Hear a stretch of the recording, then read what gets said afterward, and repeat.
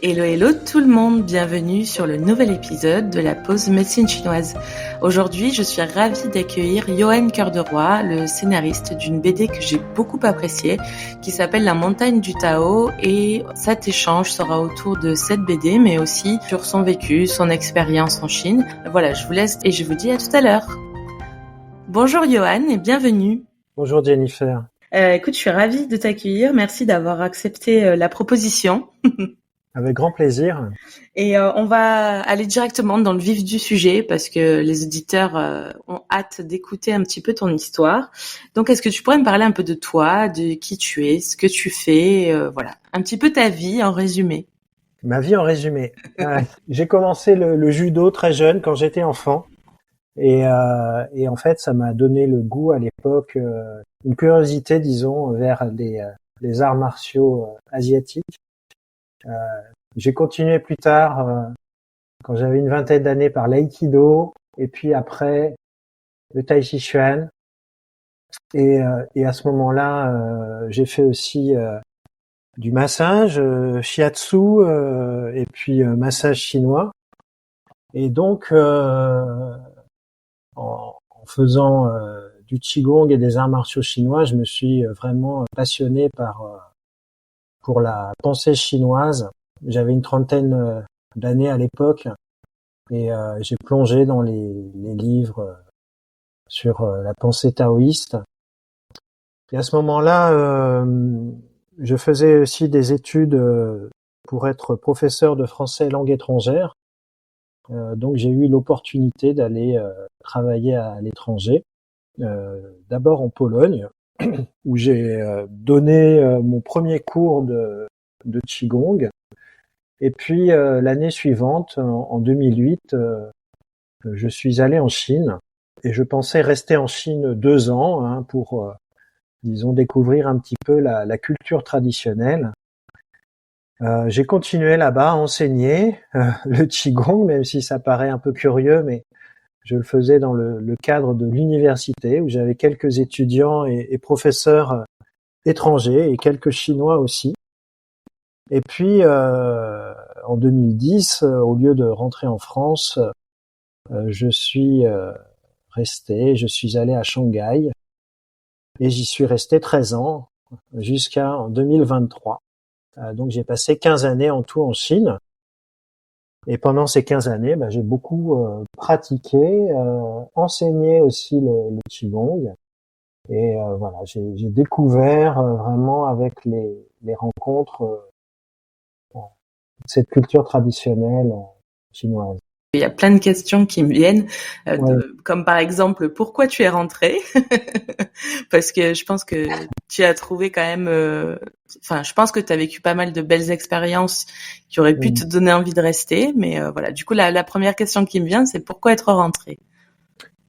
Je suis rentré parce que j'ai passé une année en Pologne et puis 15 années en Chine, donc 16 ans. Et simplement, j'avais le mal du pays, Ouais. de ma famille, de mes amis. Et puis en France, je peux faire plus de choses, disons, dans la société. Je suis aussi investi dans des associations ici en France.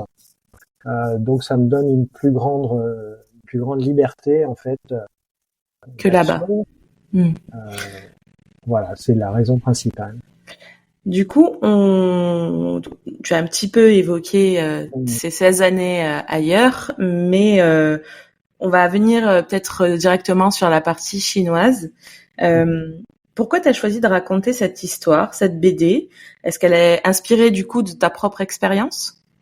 Alors plus ou moins, en fait, à l'époque à Shanghai, je donnais un cours de Qigong dans un parc, le parc Zhongshan.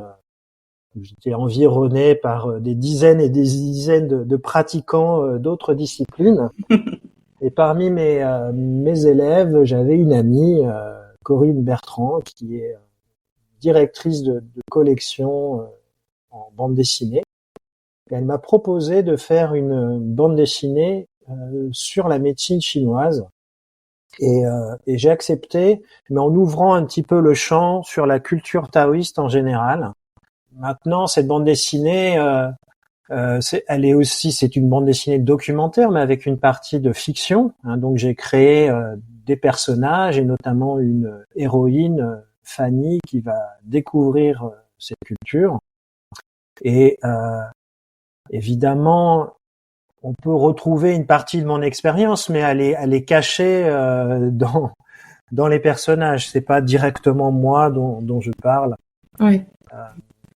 Et puis aussi, cette bande dessinée, elle se situe dans les années 30, en 1937. Donc, c'est aussi une autre époque. C'est pas la Chine contemporaine. Et qu'est-ce qui t'a marqué durant ces 15 années? Qu'est-ce que tu as appris? Quelles sont les expériences que tu as vécues?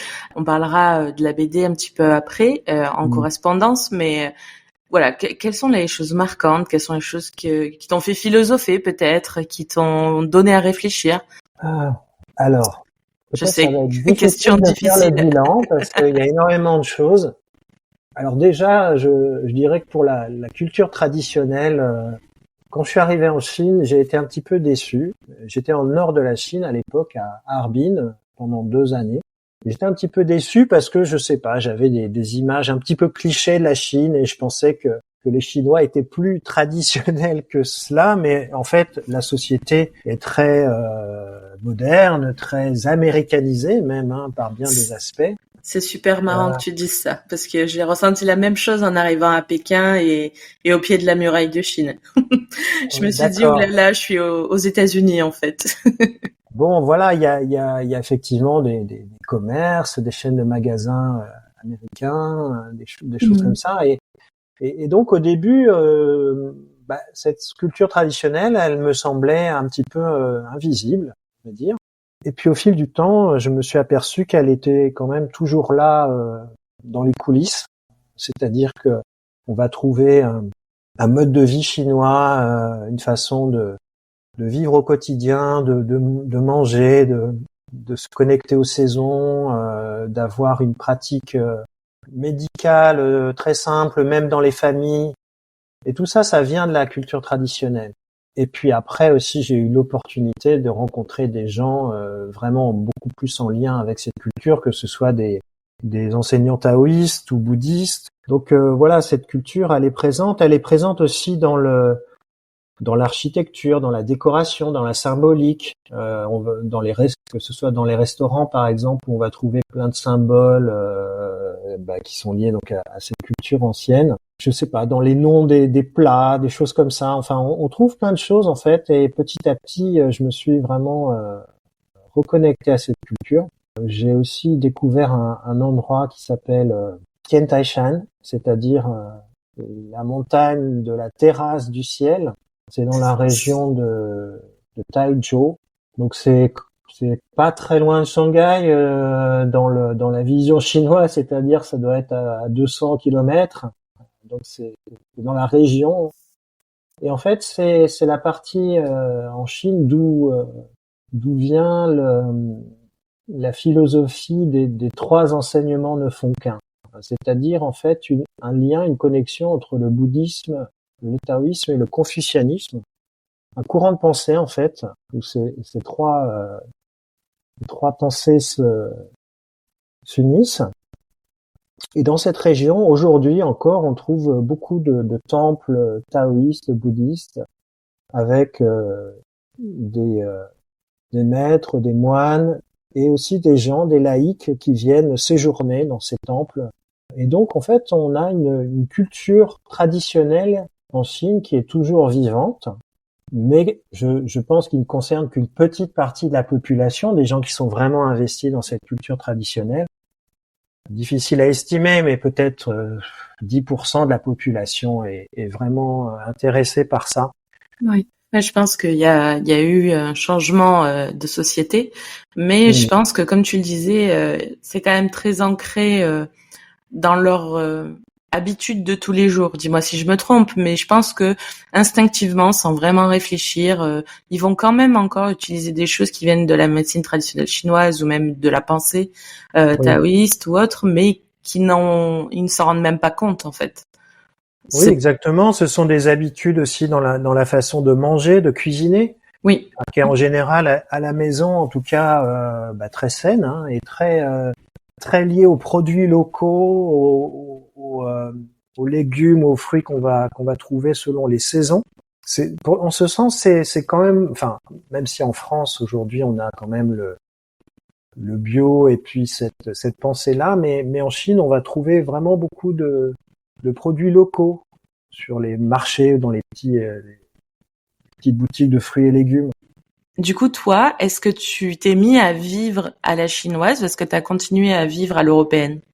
Moi, je me suis mis à vivre à la chinoise. Alors déjà, bon, comme je suis enseignant de langue, j'ai eu un grand plaisir aussi à apprendre la langue chinoise et à vivre vraiment avec des Chinois. Voilà, j'habitais dans une petite résidence, un ensemble de HLM, on pourrait dire en France pour comparer, euh, avec beaucoup de gens que je connaissais dans le quartier, toutes sortes de gens dans la rue.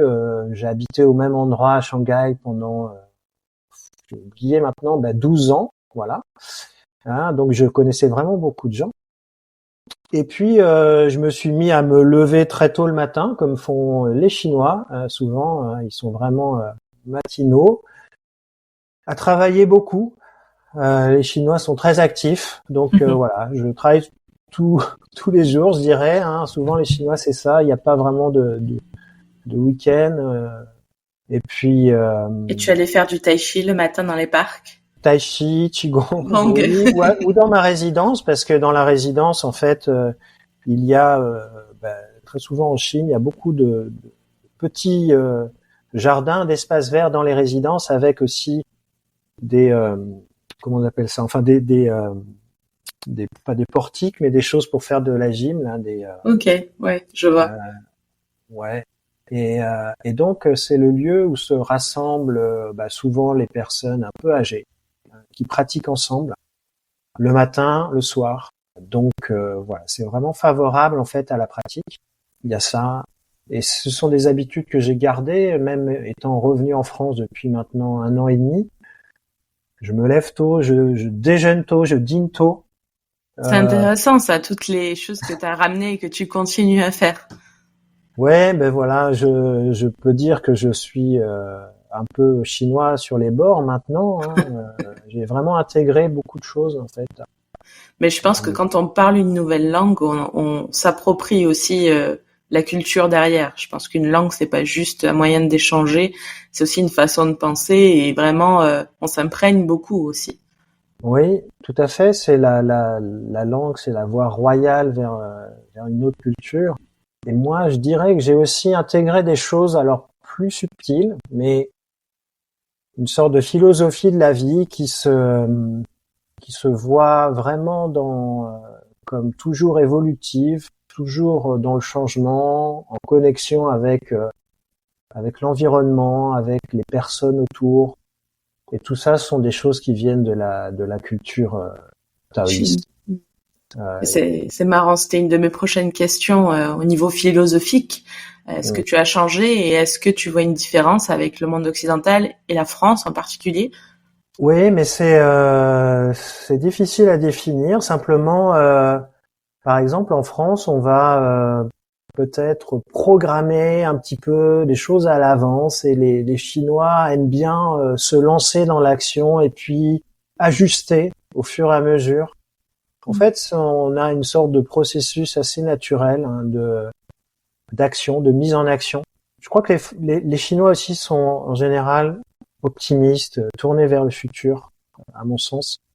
Il y a en France un côté un petit peu blasé, un petit peu revenu de tout. Ouais. Donc il y a une énergie que je trouvais vraiment très portante, très positive en Chine. On y va, quoi. On se lance, on fait les choses et puis Et on plutôt que verra. toujours douter, hésiter, ne pas faire, là on y va. Dans la BD, tu parle de beaucoup de grands principes, de la médecine chinoise traditionnelle, mais aussi de tout un tas d'autres choses.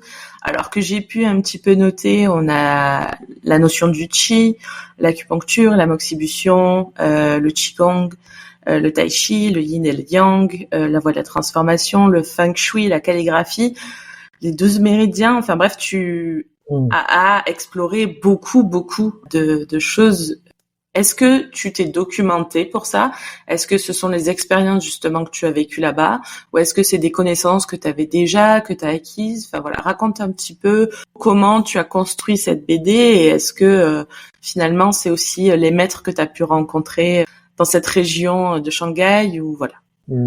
C'est un petit peu des deux. Avant de partir en Chine, j'avais donc déjà cet intérêt pour la culture taoïste, mais à l'époque j'avais relativement peu de références. Et puis, en arrivant là-bas, j'ai pu aussi expérimenter plus la médecine chinoise au quotidien, avec acupuncture, moxibution, massage. Je faisais fréquemment aussi, même la prise de pharmacopée. Et puis aussi, je me suis initié à la calligraphie. J'ai pu rencontrer des dessinateurs, des peintres et mieux comprendre le processus créatif. J'ai pu manger la cuisine chinoise. J'ai pu manger la cuisine chinoise vraiment au quotidien. Et en travaillant sur ce livre, je me suis dit que ça serait intéressant de dresser un panorama de cette culture du Tao en montrant les liens qui peuvent unir différentes disciplines. Et pour simplifier, ça va être la recherche du souffle vital, du qi. Et cette recherche du souffle vital, on va la trouver bien sûr déjà par des pratiques corporelles comme le qigong, le tai chi chuan. On va restaurer le qi avec la pratique de la médecine. On va l'entretenir avec la cuisine, aussi par la pratique artistique, puisque en calligraphiant, en peignant, en faisant une peinture, en fait, on ne cherche pas tellement à exprimer son ego, son moi, ses pensées, mais plutôt à s'harmoniser au monde à travers une peinture. Et donc, en fait, la contemplation d'une peinture doit être bénéfique au qi, au souffle de vie. Donc voilà, ça a été en fait un peu le fil conducteur de cet ouvrage, à montrer qu'il y avait des liens entre toutes ces pratiques. Mais je pense que c'est ce que j'ai le plus aimé dans ta BD. C'est même moi qui suis thérapeute en médecine chinoise, il y a quand même beaucoup de choses que je n'ai pas encore expérimentées, où je suis très loin d'être aussi sage que tous ces grands maîtres. Et j'ai beaucoup aimé la manière dont tu as eu d'exprimer et d'expliquer, par exemple, la calligraphie, le fait de faire de la place, le fait de faire du vide, le fait de ralentir, le fait d'être minutieux, je sais pas, c'est vraiment un vrai concept. Je trouve qu'on n'a pas trop en Occident et c'est super intéressant la lumière que tu y mets, mais tout comme pour le feng shui ou cette idée d'harmoniser une maison pour que le qi circule correctement. Tout à fait. Le feng shui même c'était à la base la recherche de lieux propices aux sépultures d'abord et puis ensuite aussi aux lieux d'habitation et à l'intérieur d'un lieu d'habitation voilà comment harmoniser les espaces, les couleurs, les objets qu'on va mettre dans ce lieu, les peintures. C'est pour ça qu'on allait plutôt mettre des calligraphies, des peintures de paysages qui donnent au lieu une bonne ambiance, un bon feng shui, une bonne atmosphère. Ou aussi qu'on aménage des petits jardins d'agrément à côté des maisons. Des jardins qui vont rappeler en miniature la grande nature. Donc on va mettre un rocher qui va symboliser une montagne. On met un petit arbre, un bonsaï. Enfin en chinois c'est pengzai. Mais c'est la même idée. Et voilà un petit cours d'eau, etc. Et en fait tout ça réharmonise la maison, le lieu d'habitation avec l'univers, quoi, le macrocosme. Il y a un jeu perpétuel, continuel d'harmonisation. Oui. Et je dirais pour revenir aussi un petit peu ça me fait penser que cette harmonisation, elle est assez présente dans la société chinoise parce que dans les relations sociales, les Chinois sont quand même souvent, hein, pas toujours, mais souvent très sympathiques, accueillants, plutôt modérés face aux opinions des autres. Il est très rare que les Chinois se disputent ou quoi. Il y a quelque chose d'assez doux dans la culture chinoise. À quel type de personne tu recommanderais cette BD? Est-ce que c'est accessible à tous ou est-ce que tu penses qu'il n'est pas compréhensible par tout le monde? Alors c'est une bande dessinée qui se veut accessible à des gens qui ne connaissent pas cette culture. C'est une bande dessinée tout de même assez dense, parce qu'il y a une partie documentaire assez importante avec des textes informatifs. J'ai essayé de doser un peu les informations, de ne pas aller trop loin pour pas perdre les lecteurs, et puis après, pour vraiment les gens qui s'intéressent à cette culture chinoise, il y a déjà des livres spécialisés sur tel ou tel sujet, la médecine, etc. Donc ça reste accessible. Il y a la partie fiction aussi. On suit Fanny qui va rencontrer un Chinois, Timing, dont elle tombe amoureux, et il va lui présenter les personnes qui vivent dans une communauté taoïste. Et en fait, on a une intrigue au fil du récit, ce qui fait que ça facilite l'entrée dans ce récit et dans cette culture. Maintenant, dans les faits, avec les retours des lecteurs, je m'aperçois qu'il y a vraiment la grande majorité des lecteurs, ce sont des gens qui ont déjà un intérêt pour ces cultures asiatiques. Après, est-ce que c'est pas parce que ils en ont pas entendu parler, c'est pas vraiment leur zone d'information. Moi, je trouve que il y a quand même beaucoup et de plus en plus de personnes qui s'intéressent à cette pensée, qu'elle soit philosophique ou de médecine ou autre.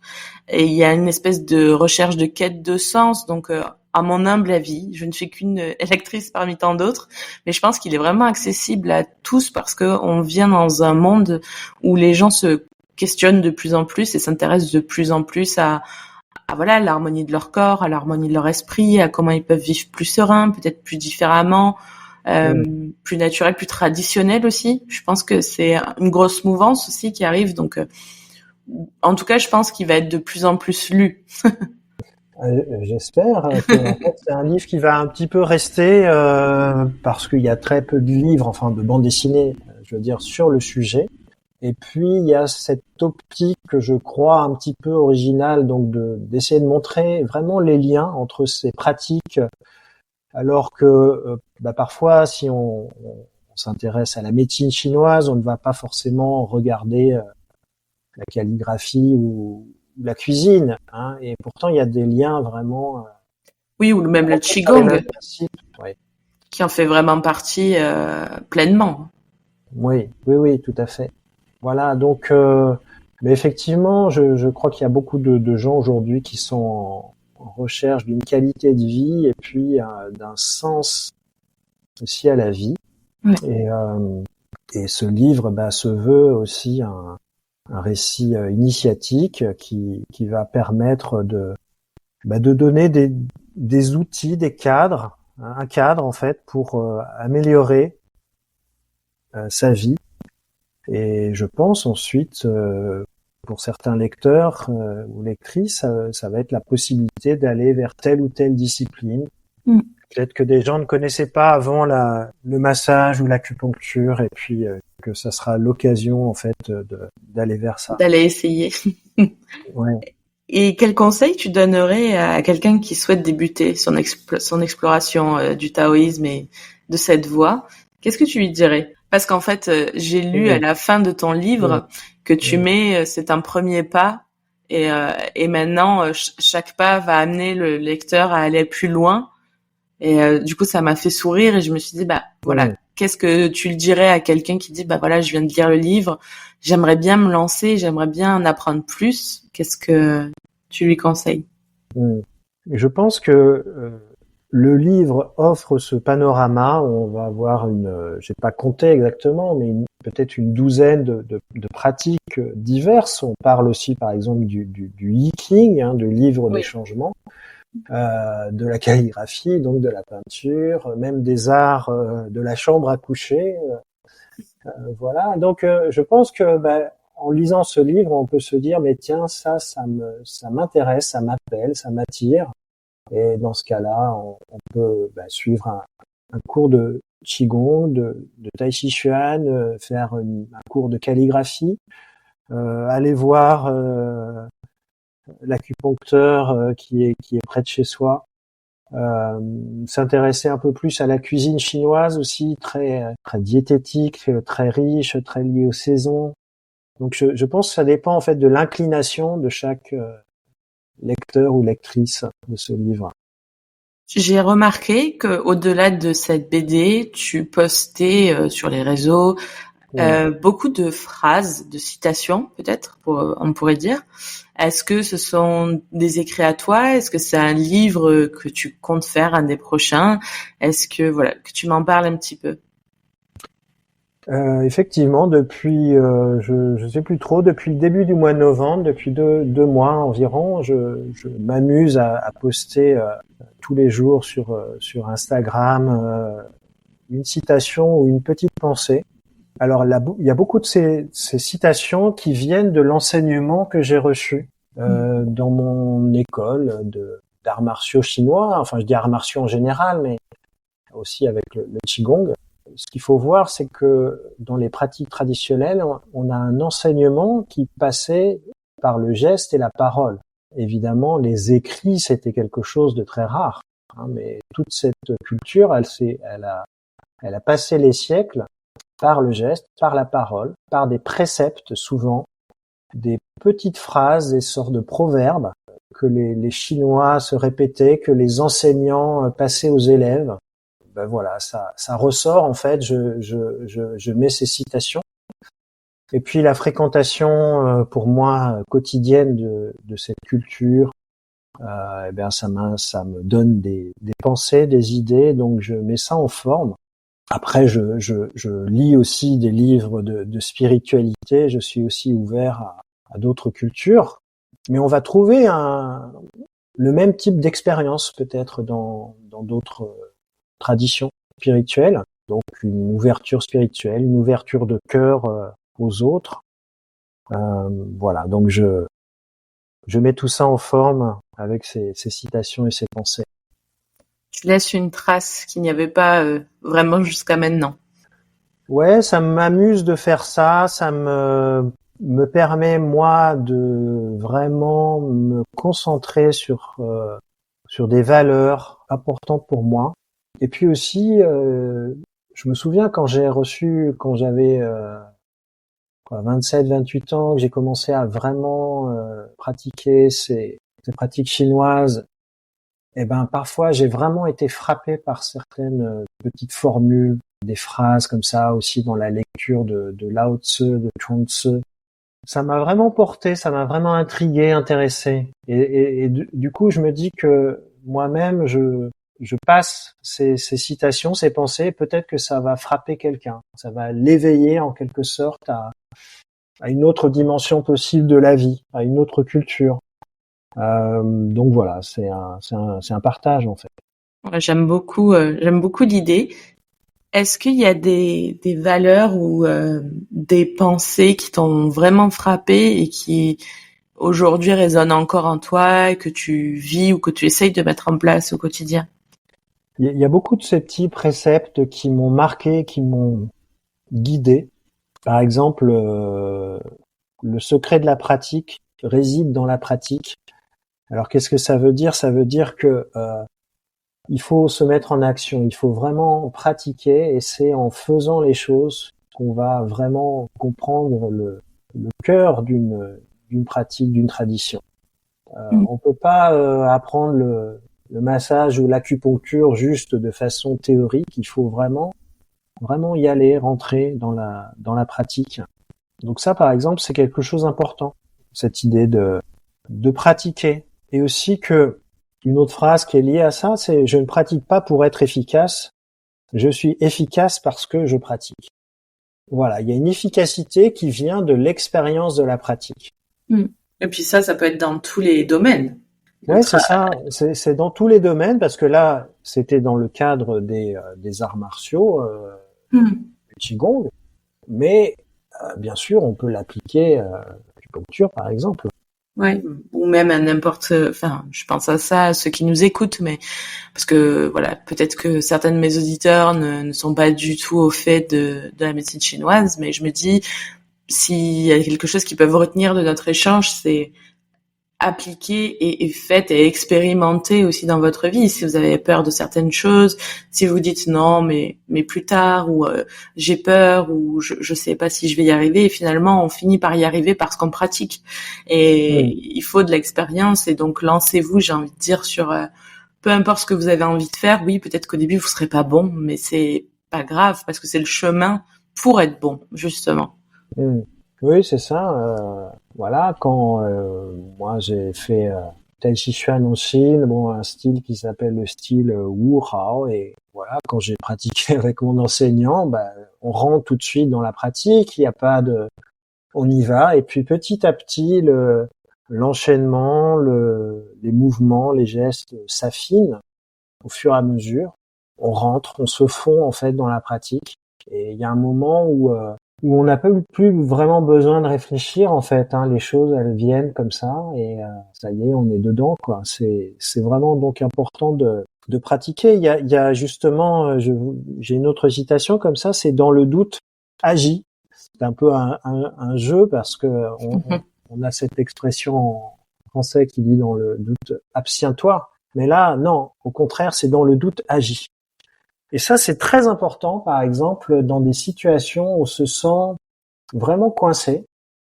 Et en agissant, on intervient dans le monde, on pose un acte dans le monde, une intention, et du coup, ça se modifie. Et quelque chose de nouveau peut advenir. Ça peut être une personne qui va venir nous aider, faire quelque chose, on s'y attendait pas.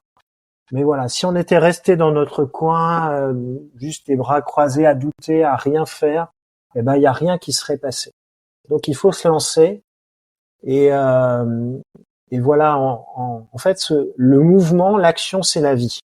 Et ça, c'est vraiment essentiel pour cette culture chinoise. C'est favoriser continuellement la vie, vivre, bouger, agir.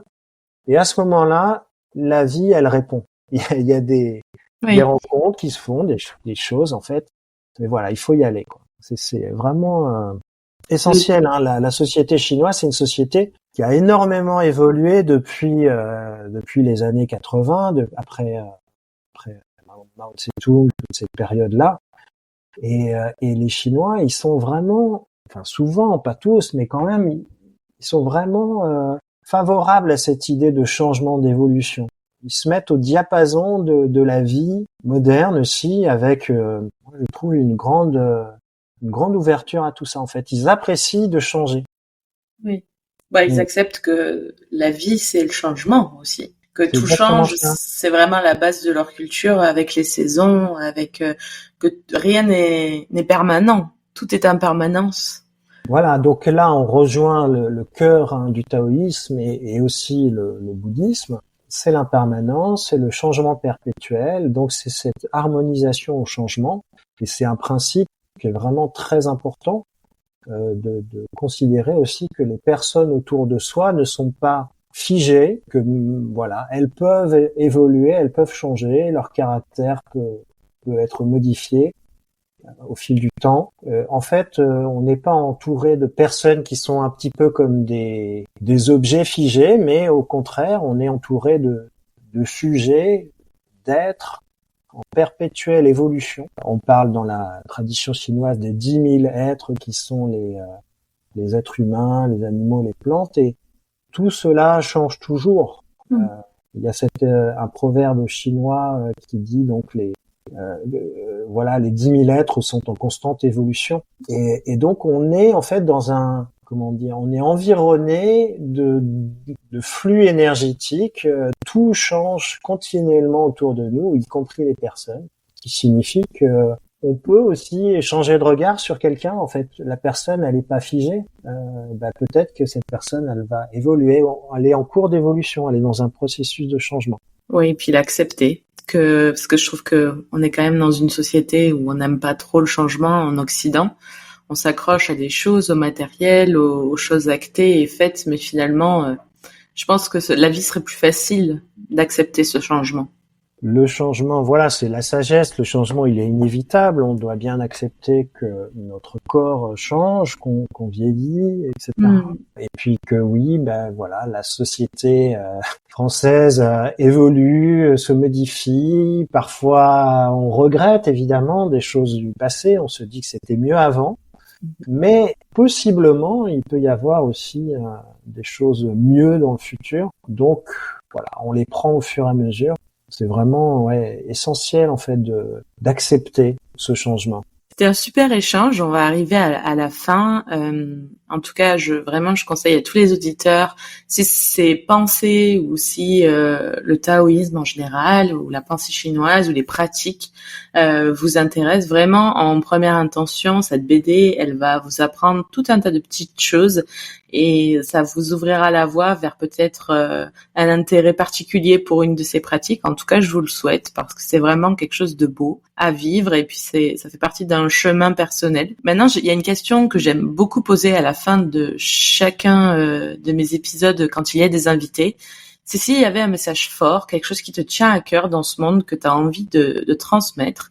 Ça peut être autour de cette BD, ça peut être dans la vie de tous les jours, une pensée personnelle, une citation, un livre, une musique. Qu'est-ce que ce serait? Quelque chose qui te touche?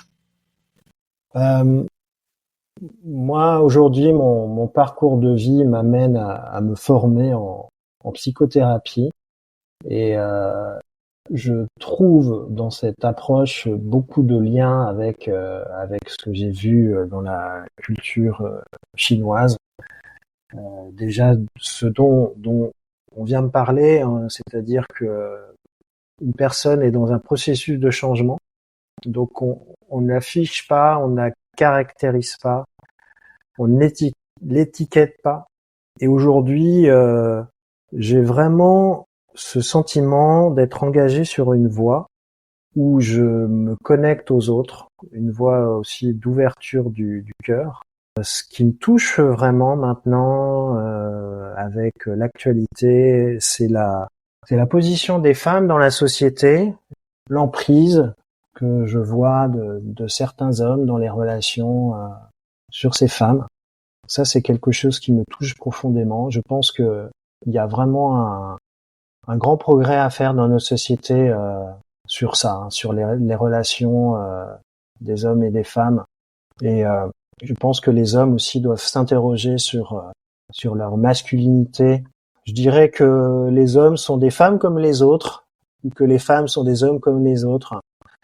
Qu'il faut aujourd'hui vraiment essayer de remettre un petit peu à plat voilà des schémas un peu traditionnels qu'on avait auparavant, et qu'on peut être un homme en étant aussi émotif, sensible, ouvert au changement. Donc voilà, c'est quelque chose qui me touche beaucoup aujourd'hui, peut-être d'essayer d'avoir un rapport beaucoup plus égalitaire entre les hommes et les femmes, une plus grande écoute, une ouverture de cœur entre nous. Bah, écoute, étant une femme et ayant vécu des choses aussi, ça me touche énormément. Donc merci pour ce message de fin. Vraiment merci beaucoup. Ça donne espoir aussi que voilà, les hommes, des hommes peuvent réfléchir aussi un peu autrement. Donc merci. Avec grand plaisir, Jennifer. Et Merci écoute, beaucoup. si jamais les personnes veulent te contacter pour échanger, pour avoir ton Oui. livre, pour voilà, X ou Y raison, où est-ce qu'on peut te retrouver? Alors alors pour avoir mon livre, là c'est plutôt en librairie, on peut le commander, pas par mois, hein, mais en librairie évidemment. Pour me retrouver, il y a une chaîne YouTube à mon nom, donc Johan Cœur de Roi. aussi, donc les petites citations, les pensées, on va les retrouver sur Instagram avec le même nom. On peut me trouver facilement. J'ai un compte Facebook. Pareil, Puis, Johan Cœur de Roi. voilà. Ok. Ben, je mettrai tous ces liens de toute façon dans la description. Ouais. Mais merci infiniment. Et puis Merci. à très vite. Merci Jennifer. À très vite. Merci à tous d'avoir suivi cet épisode et on se retrouve dans 2 semaines. On va accueillir Clémence, une spécialiste du sommeil, et on va pouvoir échanger sur le sujet. En attendant, prenez soin de vous. N'oubliez pas que ce podcast ne remplace en rien la consultation chez votre médecin. Celle-ci reste obligatoire face à une quelconque pathologie. À très vite.